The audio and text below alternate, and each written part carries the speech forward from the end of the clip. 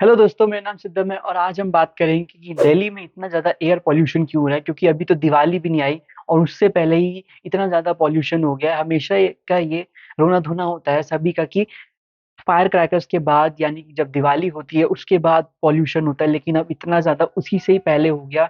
अभी तो दिन बचे हैं और 2 हफ्ते पहले से ही चालू हो गया। यहाँ तक कि November 6 को कई एरियाज में दिल्ली में गैस चेम्बर बना हुआ था। मतलब आप 25 to 30 सिगरेट्स एक तरीके से आप इनहेल कर रहे हो, इतना ज्यादा धुआं। क्योंकि कई जगह तो 999 पे पहुंच गई थी, मतलब हजार्डस से भी ज्यादा। क्योंकि जो हमारा AQI मीटर होता है, एयर क्वालिटी इंडेक्स, उसमें 99 से ज्यादा जो इंस्ट्रूमेंट्स है उससे ज्यादा होता ही नहीं, तो वो भी तक पहुंच जाता कि 1000 से या उससे भी ज्यादा। लेकिन कई कई जगह 900, 969, 999, इतना ज्यादा बुरा हाल हो रखा था। और अभी भी ये चल ही रहा है कॉन्टिन्यूसली।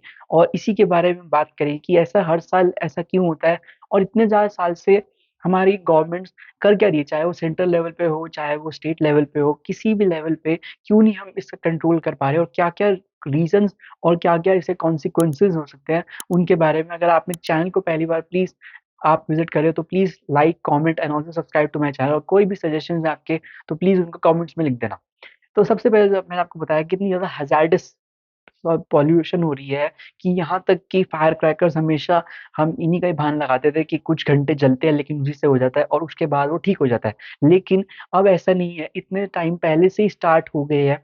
उसी से पता चल रहा है कि कितना ज्यादा हजार्डस होता है। मतलब बोल रहे हैं कि दिल्ली इज डाइंग बेसिकली, इतना ज्यादा पॉल्यूशन दिन बढ़ता ही जा रहा है हर दिन के हिसाब से। और कई कई एरियाज में तो मतलब इंस्ट्रूमेंट्स भी काम नहीं कर रहे, क्योंकि उनको वो बने ही नहीं इस लेवल के लिए। तो वो बताएंगे क्या, स्मोक टावर, स्मोक गन्स, चाहे जितना मर्जी यूज कर लो, वो सब भी बंद पड़े हैं या उनसे भी इतनी ज्यादा कंट्रोल हो ही नहीं रहा।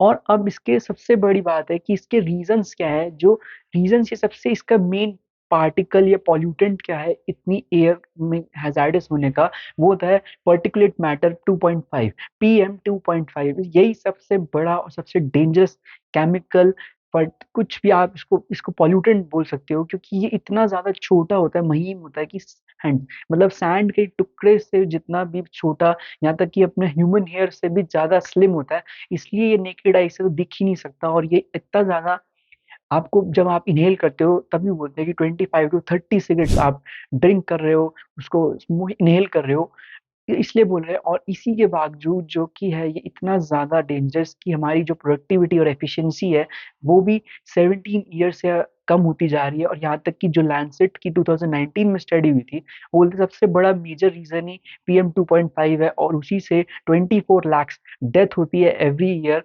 खाली इंडिया की बात कर रहा हूँ मैं एयर पॉल्यूशन से, और ओवरऑल वर्ल्ड में 70 लाख होती है। तो उससे पता चलता है कि हम कितना बड़ा नंबर कंट्रीब्यूट करते हैं। खाली 24 लाख तो इंडिया से ही हो जाती है। तो उससे पता चलता है कि ये PM 2.5 कितना ज्यादा डेंजरस है। और ये ऐसे नहीं, ये आपकी एफिशिएंसी, प्रोडक्टिविटी, तो जब एयर पॉल्यूशन होती है तो वो तो डाउन हो ही जाती है, क्योंकि उससे डिजीज बहुत ज्यादा बढ़ जाती है। स्किन इन्फेक्शन हो जाते हैं, आईज इन्फेक्शन, रैशेज हो जाते हैं, कोल्ड और फ्लू इतना ज्यादा बढ़ जाता है। उसी के चक्कर में हमारी जो एफिशिएंसी, प्रोडक्टिविटी या काम करने की कैपेसिटी होती है, वो सारी की सारी डाउन हो जाती है। और इतना ज्यादा, अब इसके जो पॉल्यूटेंट्स है कि आ कैसे रही है, तो जो उसके मेजर रीजंस हैं वो है आपकी stubble burning, waste burning, garbage हो गया, इंडस्ट्रीज होगी, डीजल जनरेशन एक्टिविटीज हो गई या उससे रिलेटेड इंडस्ट्रीज या फैक्ट्रीज हो गई। साथ में आपकी जो व्हीकल पॉल्यूशन तो है ही, और जो डोमेस्टिक कुकिंग और वेस्ट और डस्ट स्टॉर्म्स जो आते हैं उससे भी बहुत ज्यादा पॉल्यूशन होता है। ये टोटल इतने टॉपिक्स हैं। लेकिन जो और इसमें वेदर का भी बहुत बड़ा कंट्रीब्यूशन है, क्योंकि जो दिल्ली है वो, उसके पास कोई भी कोई रिवर नहीं बहुत फेमस, या इतनी बड़ी वो एक सी उससे नहीं गिरा हुआ, जो वो एक लैंड लॉक्ड चीज जगह पे है। मतलब उसके आजू बाजू सारी स्टेट्स, चाहे पंजाब, हरियाणा, यूपी, राजस्थान, MP, और ऐसे टच होती है। तो उससे क्या है, वो एक तरीके से जो विंड की स्पीड है वो बहुत स्लो हो जाती है अक्टूबर से लेके दिसंबर तक। और जो समर के मुकाबले 1/3 उसकी विंड स्पीड कम हो जाती है और एक जगह पे कंसंट्रेट हो जाती है। इसलिए सारी पॉल्यूशन हमें यहीं पे देखने को मिलती है। तो एक वेदर भी बहुत बड़ा इसका मेजर कंट्रीब्यूटर या एक रीजन है। तभी इतनी ज्यादा ब्रीज या विंड ब्रीज, कोई भी हल्की हवा भी नहीं चलती तभी। ये होता है और इसलिए बोलते हैं कि ये बात करें कि कैसे ये पॉल्यूट मैंने आपको रीजंस बता दिए कि इतनी सारी इंडस्ट्रीज अलग अलग पॉल्यूट करती है, साथ में वेदर है। दूसरा, अब अगर स्टबल बर्निंग के ऊपर आए, क्योंकि ये भी बहुत ही ज्यादा सेंसिटिव इशू है, क्योंकि इसमें मेजर जो कंट्रीब्यूशन है स्टेट्स का वो है पंजाब, हरियाणा, यूपी, राजस्थान और एमपी।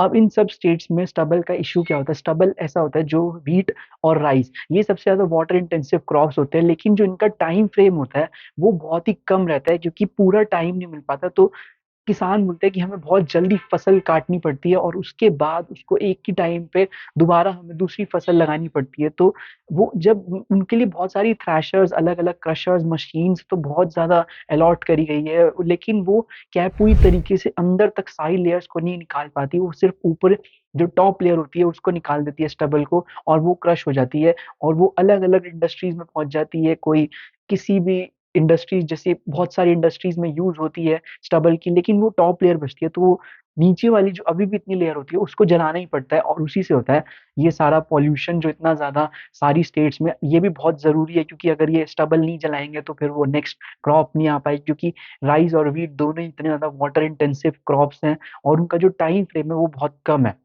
इसके लिए उनको अलग अलग हमें सब्सिडीज, अलग अलग प्रोग्राम्स, बहुत ही ज्यादा कोऑर्डिनेटिव एफर्ट लगाना पड़ेगा। और वही जो लेटेस्ट सुप्रीम कोर्ट की गाइडलाइंस आई है, उन्होंने भी यही बोला है कि एक कोऑर्डिनेटेड एफर्ट लगाना पड़ेगा हर स्टेट को, स्पेशली इन सारी स्टेट्स को और दिल्ली को मिलके, ताकि बहुत पहले से ही वो ऐसा प्रोग्राम बना के रखे या अलग अलग कोई सॉल्यूशन, साइंटिफिक सॉल्यूशन निकाले। लेकिन आप जानते हो कि कोई भी दिल्ली में साइंटिफिक स्टडी, कोई भी प्रूवन साइंटिफिक स्टडी है नहीं जो अब तक हो सके।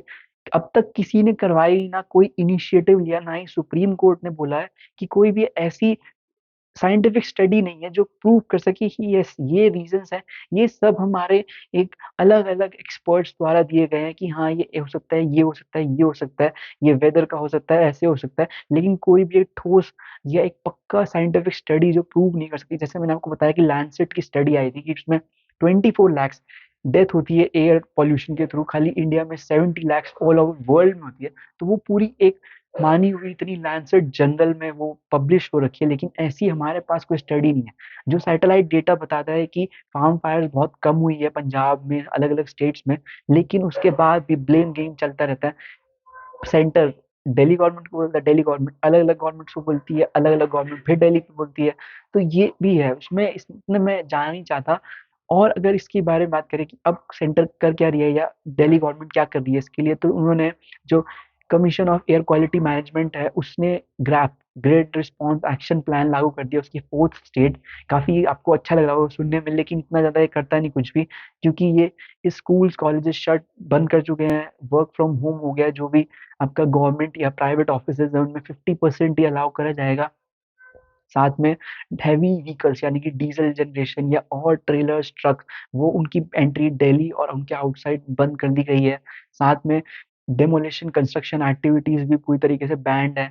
और दिल्ली गवर्नमेंट खुद से 13 नवंबर से 20 नवंबर तक अभी ऑड इवेंट चालू करेगी, लेकिन इसमें भी एक्सपर्ट्स बोलते हैं कि ये भी पूरी तरीके से फिक्स नहीं है, क्योंकि आप सीएनजी की सारी व्हीकल्स को अलाउ कर देते हो हर डे पे, और टू व्हीलर्स है नहीं, क्योंकि अगर टोटल व्हीकल पॉल्यूशन की बात करें तो वो हमारे यहाँ इतना ज्यादा है, क्योंकि उसी से आप पता चलता है कि 1.22 करोड़ व्हीकल्स है पूरे दिल्ली में, यानी कि उसमें हैवी व्हीकल्स आते हैं, टू व्हीलर, ऑटोज, टैक्सी, या अलग अलग हमारी कार्स या एसयूवीज। तो उन्हीं से पता चलता है कि कितनी ज्यादा है, क्योंकि हर कार पे नई डॉट इवन चालू होता है और इसकी भी कोई भी साइंटिफिक प्रूवन नहीं है।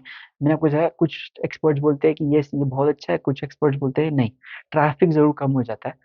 और अगर ये इससे बारे में है कि, लेकिन ये सारी चीजें मैं आपको बताया, लेकिन अब बारी है कि सॉल्यूशंस की। ऐसा नहीं कि बहुत सारे हमें फूड के क्रॉप्स को डाइवर्सिफाई करना पड़ेगा, जैसे कि मशरूम, अलग अलग फूड क्रॉप्स, अलग अलग पल्सेस को उगाना पड़ेगा। और जो कृषि विज्ञान केंद्र या हमारे एग्रीकल्चर एक्सेलेंस सेंटर्स हैं जो अलग अलग स्टेट्स में फैले हुए हैं और वो बहुत अच्छा काम कर रहे हैं, जैसे कि वाटर रिसोर्सेज को बचाना, रेन वाटर हार्वेस्टिंग के अलग अलग सॉल्यूशन बनाना, तो उनको भी ये बहुत ही ज्यादा एकदम मिशन मोड में लग के इसके लिए करना पड़ेगा। और पूरी गवर्नमेंट को, क्योंकि सुप्रीम कोर्ट की भी लेटेस्ट गाइडलाइंस में उन्होंने ये बोला है कि कोऑर्डिनेटेड एफर्ट है, और इसको जब तक आप कोऑर्डिनेट सारे नहीं करोगे तब तक नहीं होगा। जैसे कि क्रैकर्स पे अगर मैं आऊँ, तो क्रैकर्स भी बिल्कुल ही एंड मोमेंट पे जाके बंद करते हैं, उससे पहले कोई भी बैन नहीं लगाते। तो जितना भी ये क्रैकर इंडस्ट्री होती है, उन सबको बहुत ज़्यादा नुकसान होता है क्योंकि वो पहले ही बाय कर लेते हैं, उनकी मार्केटिंग करनी होती है, उनका सेल, उनका डिस्ट्रीब्यूशन, उनका स्टोरेज, तो वो सब आप पहले कर दिया करो या तो बैन। लेकिन वो हम इतने कम मोमेंट पे करते हैं कि वो हो नहीं पाता, पूरी तरीके से सक्सेसफुल नहीं हो पाता। और ये भी बहुत ही ज़्यादा कंट्रोवर्शियल है क्योंकि इसमें इतनी ज़्यादा जॉब्स का सिस्टम है। मैंने जैसे आपको बताया कि इसकी अलग-अलग स्टोरेज, डिस्ट्रीब्यूशन हो गया, लॉजिस्टिकल चैलेंजेस हो गए, वो सब सारे डिस्ट्रीब्यूटर्स कंप्लीट करते हैं और उसके बाद वो सेल करते हैं। लेकिन वो आप पहले करोगे तभी तो वो रुकेगा, लेकिन हम एकदम एंड मोमेंट पे करते हैं ताकि इतना ज़्यादा नुकसान हो जाता है और फाइनली वो भी बैन पूरी तरीके से लग नहीं पाता। तो यही थे सारे सॉल्यूशंस, प्रॉब्लम्स और इतने ज़्यादा जो रीज़न्स जो दिल्ली एक पूरा गैस चेंबर बना हुआ है। अगर इसके बारे में आपको और भी कोई suggestions or solutions, so please write in the comments and also like, comment and share my video and also subscribe to my channel. Thank you.